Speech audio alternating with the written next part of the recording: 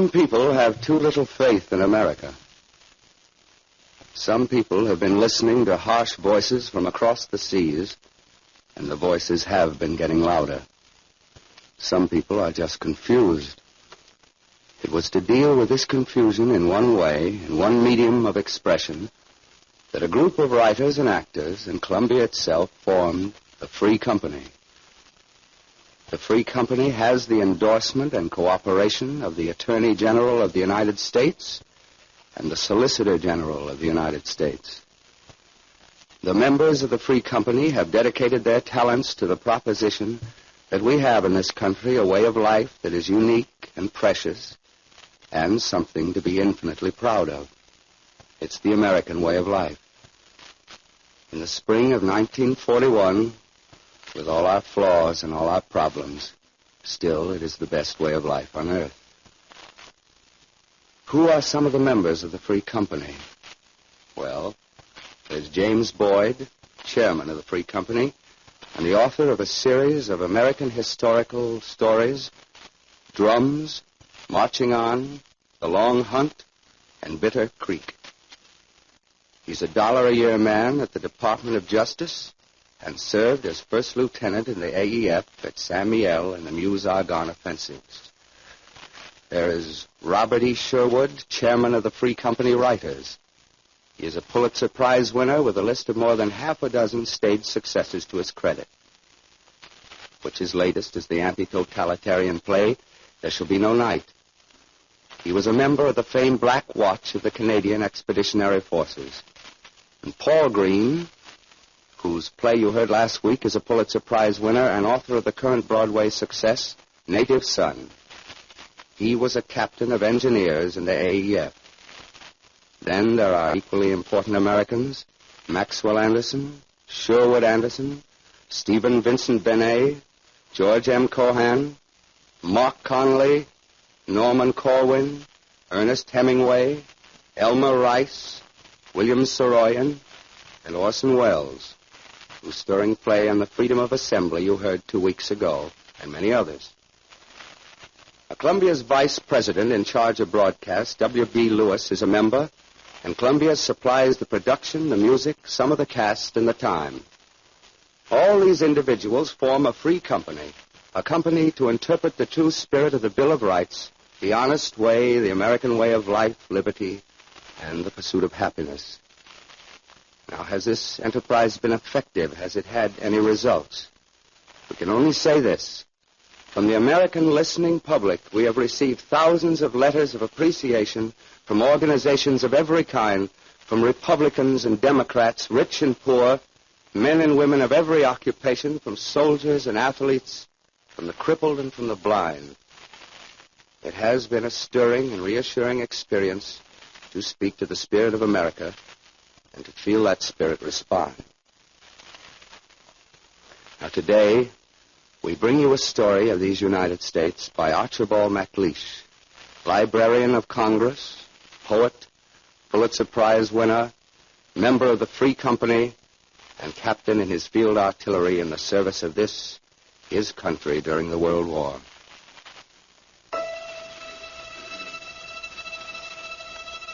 The Columbia Broadcasting System presents The Free Company.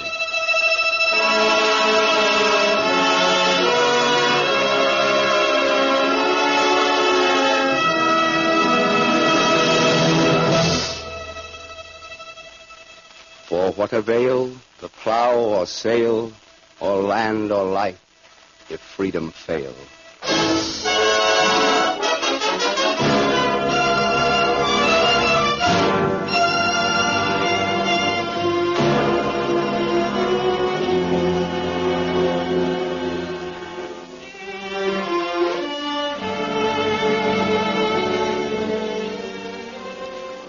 This is Burgess Meredith in Hollywood speaking for the Free Company.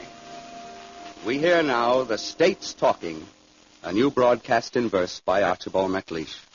Irving Reese will direct, and Lee Stevens will conduct his own original musical score, based entirely on an old American folk tunes compiled from original manuscripts in the Library of Congress.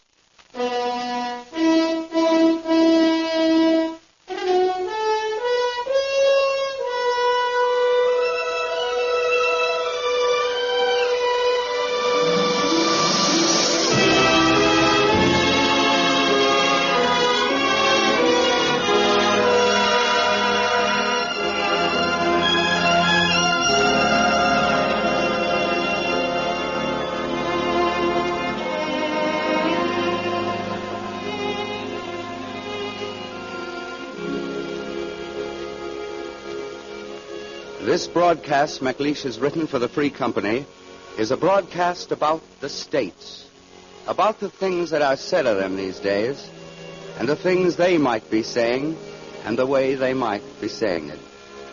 It began to put itself together in his mind a couple of years ago when people abroad, people the other side of the water, people way off the other side of the Rhine, began talking about the states.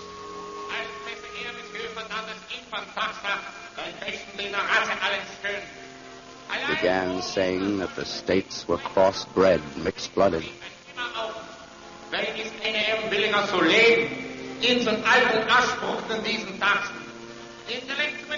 Began saying that the states would never amount to anything because of their mixed blood.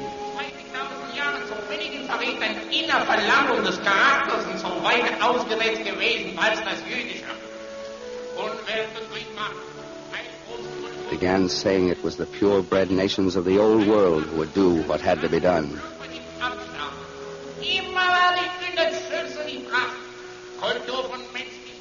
Who would arrange things.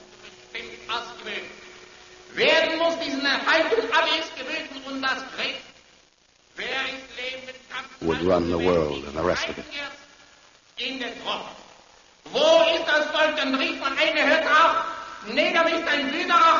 Jeder hat von der den drüber. Ich glaube nicht, aber nieder mit den Juden!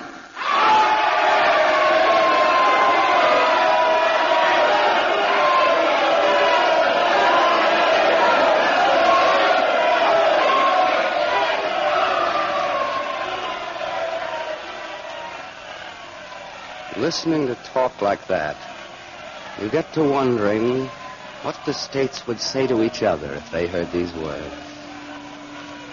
If the words blew over them on a spring gale. If the words were blown across the continent at dawn of a thawing day in spring, when the wind was off the Atlantic and the coast of Maine.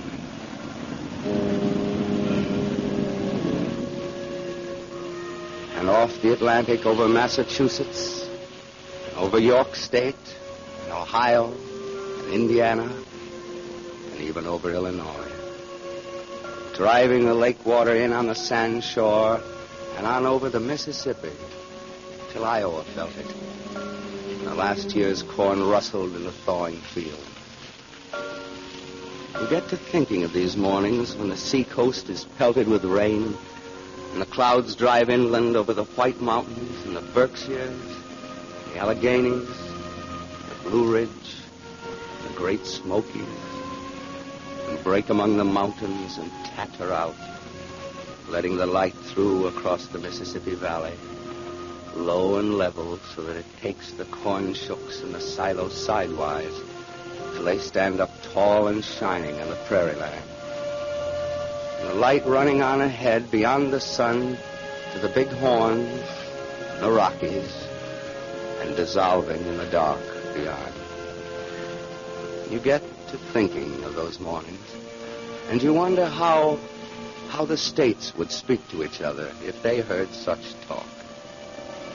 If they heard such talk at the beginning of an east wind day when the roads are empty and the overnight trains running in through the small towns toward the cities where they're going switch their headlights out, and the freights turn off from the country sidings, and the kitchen windows are yellow in the farmhouses, and the milking barns light up. The crows are over the fields, but few men, and the states lie there. You get to wondering what the states would say, what they would think of it.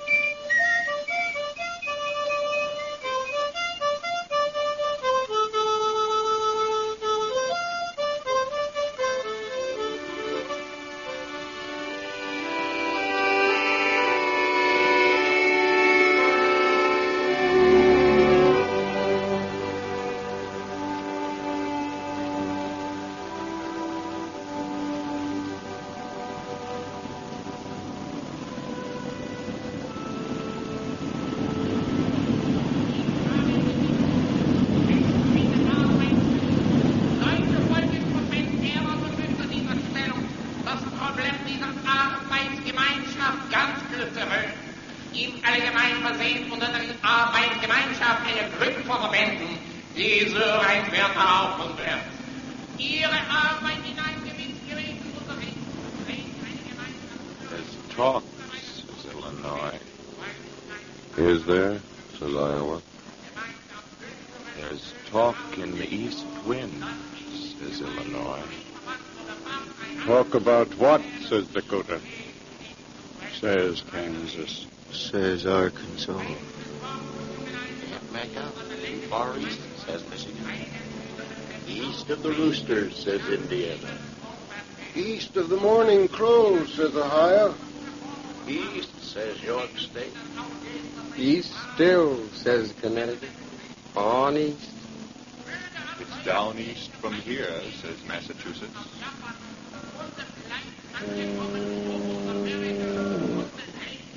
It's east of the Quaddy, says Maine, but I hear it. Here? What, says Texas. What can you hear, says Virginia. Can't be sure, says Maine. Surf on the reefs. Ice pounding away in the pans in Penobscot. Listen, says Oregon. Scoop your ears, said Kentucky. Can't tell, says Maine. Too much fog. Bells in the old orchard. Horns at Ogunquit. Listen, says Mississippi. Try to, says Texas. Lean your lug to the leeward, says Massachusetts.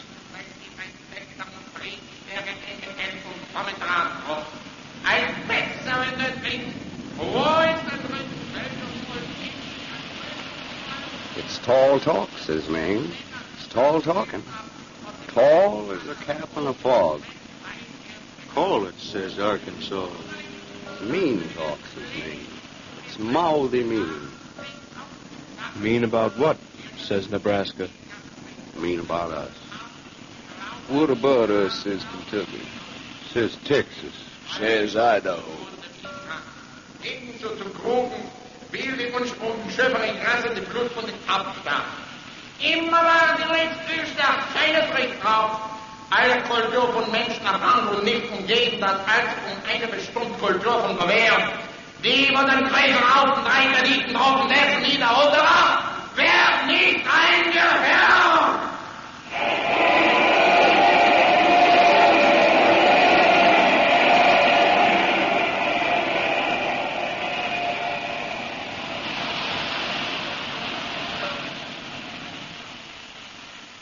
I gather they don't like us, says Maine. Do tell, says Connecticut. Says New Hampshire. Well, hide my eyes, says man. I'll be done. You don't say. Is that so, says York State. I gather they don't care much for us, says Maine. Don't they, says Washington. Who? Us, says Wyoming. What's wrong, says Utah. Something we did. Something we didn't, says Delaware. Both, says Maine. It's how we married, says Maine. They don't care for it.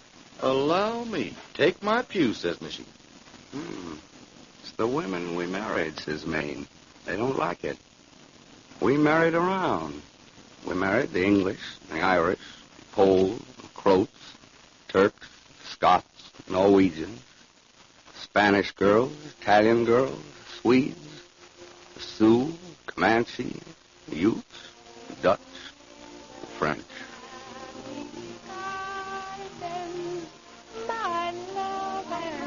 The Irish girls with the shoes with the quick come after.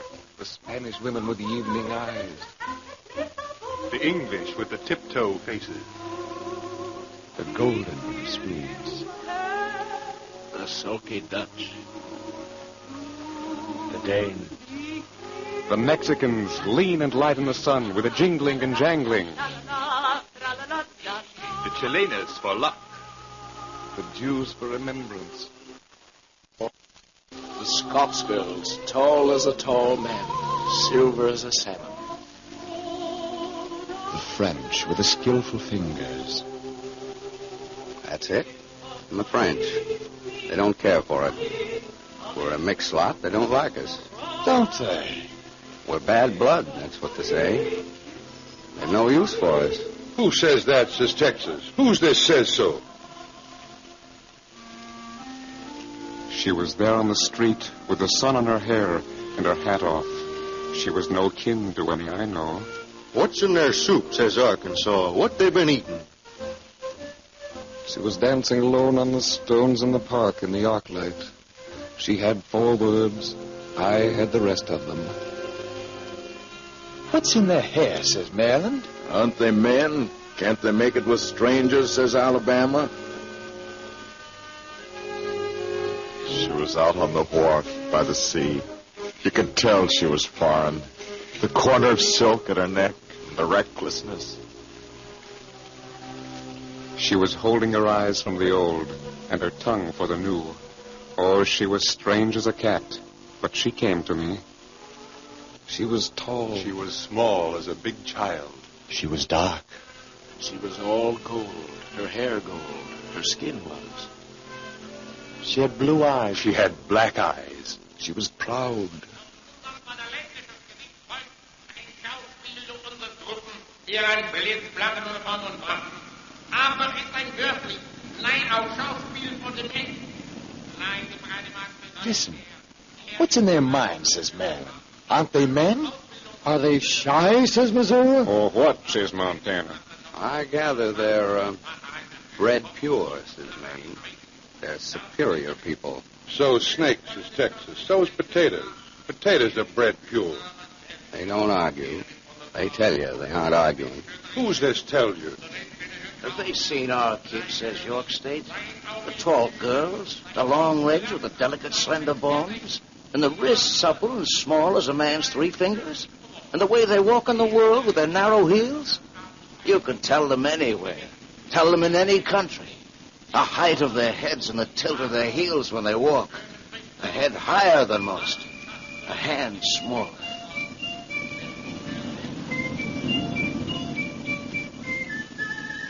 They don't say, says Maine. They don't mention. Have they raced our boys, says Michigan, fast as black snakes? Quick on the gun as quail, the sweet striders? The watchful lads in the lead, dangerous followers? Strong hearts in the stretch home? Have they beaten them? They don't say, says Maine. They aren't saying.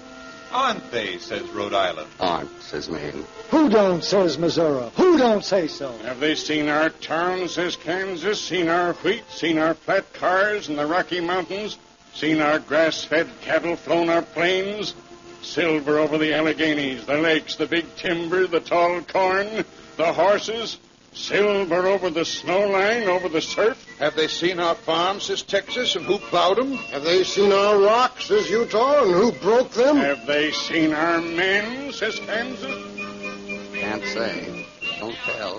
Who don't, says Nevada? Who don't tell, says Oregon. Where's they from? Where from? Who, says Georgia? Wer würde seine Brüder allerbesten ist ein Brüder. Jeder heute, jeder wird das Fähre ist auch darin. Leben und jetzt verdammt damit im Ausgang Brüder. Ja, Can't make out. Way east of the sea it must be. The wind veers, says Maine. I don't make out. The wind veers and the bell tolls. East. East, says Connecticut. East of the water. So that's... Away east, says Iowa. East of the sea. Eastward of that, says Maine. Farther eastward. The wind veers and the sea falls, but it's far. East of the sea and on east of the water? Do some of us come from there, says Minnesota. Back of the sea and on back, says Missouri. Away back. Back of the Rhine. I remember. Remember it well, says Wisconsin. Says Minnesota. So that's it. So that's who, says Michigan. The boys who stayed behind, says Minnesota. The boys we left behind us when we left. The superior people, says Michigan. I remember them. Standing behind in the door, says Missouri, and watching us. Staying behind with their coats and their collars, says Idaho. Staying behind with their mothers and cousins, says Michigan. Staying behind with their girls, says Missouri. The tame ones. The tame girls with the fat braids, remember? The superior people, the pure breed, says Michigan. The breed we left behind us, says Kentucky. The breed we left behind us when we left. The breed afraid of travel, says Nevada. The breed afraid of changes, says Wisconsin. The breed afraid of strangers, says Vermont. Strange stars and strange women, the two of them. The breed that never hankered for a strange one. A dark one, says Dakota, with strange hair. Or they stayed home and stuck to their kin, says New Mexico. Stay home and marry their kind, says Missouri. Married their cousins who look like their mothers, says Michigan. Purebred breed, says Texas. How could they help it? Who would they marry, says Florida? Who could they find? Girls we left behind, says Missouri. The girls we left behind. They married the girls we left behind him, says Wisconsin. So that's it. So that's who, says Connecticut. That's all. East of the sea, says Ohio. So that's all, says Missouri. All for that. All for the purebred girls we left behind.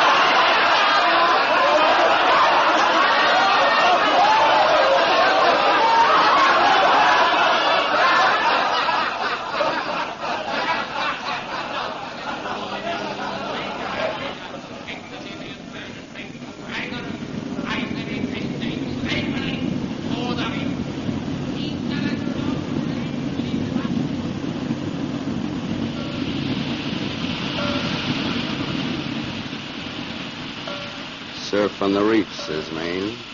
Ice on Penobscot.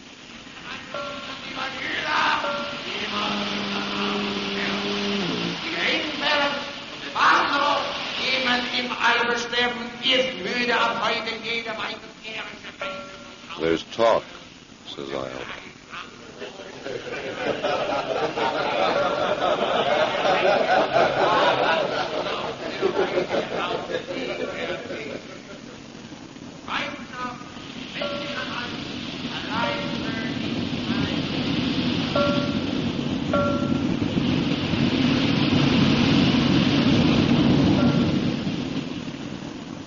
Talk, says Illinois.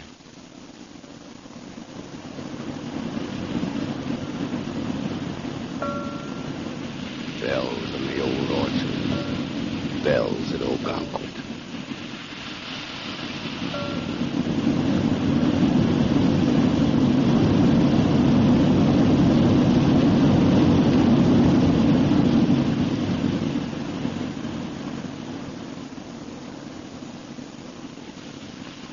Clash of corn in the wind, says Illinois.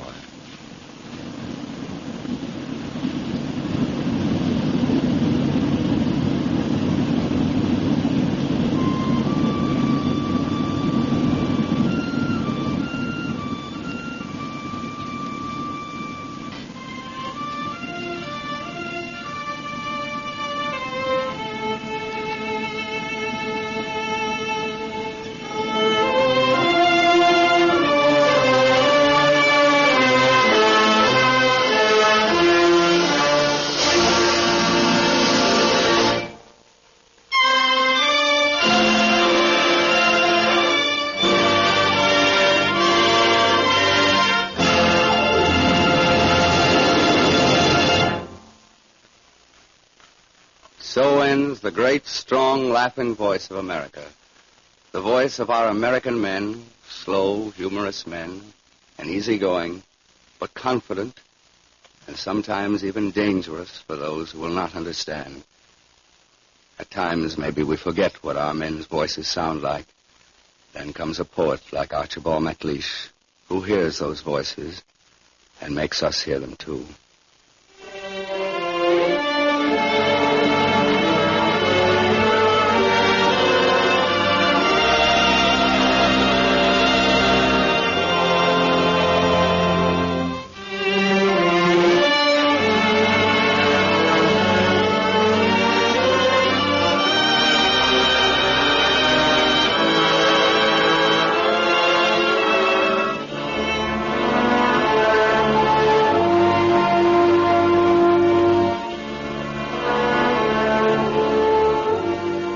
A complete copy of Columbia's broadcast, The States Talking by Archibald MacLeish, has been printed for distribution to listeners. For 10 cents, the cost of printing and mailing, you may receive your copy. Write to the Free Company, in care of the Columbia Broadcasting System, New York City.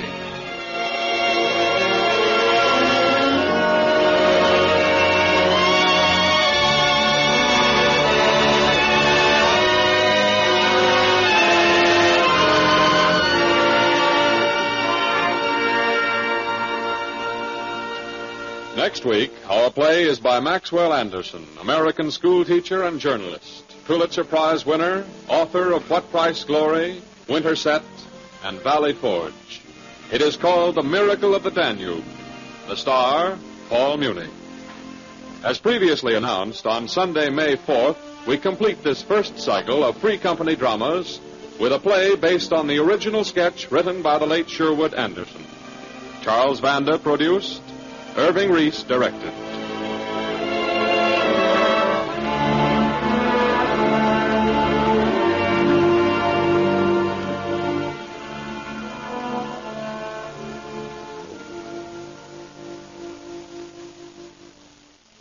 Ladies and gentlemen, at the beginning of today's broadcast, a statement was read by Burgess Meredith, a statement that told fully the purpose, the problems, and the principle of the Free Company.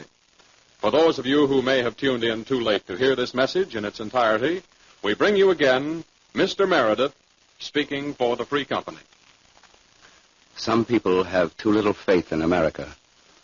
Some people have been listening to harsh voices from across the seas, and the voices have been getting louder. Some people are just confused. It was to deal with this confusion in one way, in one medium of expression, that a group of writers and actors and Columbia itself formed the Free Company. The Free Company has the endorsement and cooperation of the Attorney General of the United States and the Solicitor General of the United States. The members of the Free Company have dedicated their talents to the proposition that we have in this country a way of life that is unique and precious and something to be infinitely proud of. It's the American way of life. In the spring of 1941, with all its flaws and all its problems, still the best way of life on earth. Who are some of the members of the Free Company? Well, there's James Boyd, chairman of the Free Company, and the author of a series of American historical stories, Drums, Marching On, The Long Hunt, and Bitter Creek. He's a $1-a-year man at the Department of Justice and served as first lieutenant in the AEF at the Samuel and Meuse-Argonne offensives. And there's Robert E. Sherwood, chairman of the Free Company Writers. He's a Pulitzer Prize winner with a list of more than half a dozen stage successes to his credit, of which his latest is the anti-totalitarian play, There Shall Be No Night. He was a member of the famed Black Watch of the Canadian Expeditionary Forces. Paul Green, whose play you heard last week, is a Pulitzer Prize winner and author of the current Broadway success, Native Son. He was a captain of engineers in the AEF. And then there are equally important Americans, Maxwell Anderson, Sherwood Anderson, Stephen Vincent Benet, George M. Cohen, Mark Connolly, Norman Corwin, Ernest Hemingway, Elmer Rice, William Saroyan, and Orson Welles, whose stirring play on freedom of assembly you heard 2 weeks ago, and many others. Columbia's vice president in charge of broadcast, W.B. Lewis, is a member, and Columbia supplies the production, the music, some of the cast, and the time. All these individuals form a free company, a company to interpret the true spirit of the Bill of Rights, the honest way, the American way of life, liberty, and the pursuit of happiness. And has this enterprise been effective? Has it had any results? We can only say this. From the American listening public, we have received thousands of letters of appreciation from organizations of every kind, from Republicans and Democrats, rich and poor, men and women of every occupation, from soldiers and athletes, from the crippled, from the blind. It has been a stirring and reassuring experience to speak to the spirit of America and to feel that spirit respond. This is the Columbia Broadcasting System.